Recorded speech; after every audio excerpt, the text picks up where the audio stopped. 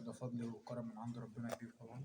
بقول هارد لك لفريق الترجي، طبعا فريق معروف في افريقيا مصنف، بس احنا درسناهم كويس وعرفنا نقاط القوه ونقاط الضعف وقدرنا ان احنا نحفظها، ونزلنا النهارده ربنا كرمنا بثلاث اجوان. كان ممكن كمان الاهداف تزيد اكتر، بس الحمد لله النهارده على النتيجه والاداء.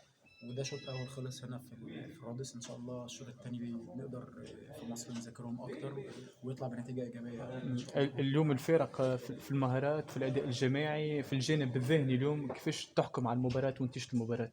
طبعا احنا كنا مركزين جدا وعارفين ان فريق الترجي فريق كويس، فريق مصنف في البطوله الافريقيه. قدرنا نذاكرهم كويس وقدرنا ان احنا نعرف نقاط القوه ونقاط الضعف.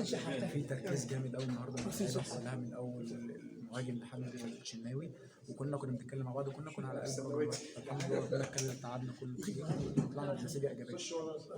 كابتن اليوم تقريبا نجاح كلي للفريق الاهلي هجوميا، هو يمكن من المرات القلائل اللي النادي الاهلي ينجح بالصفه هذه، خاصه في مسابقه بطوله ابطال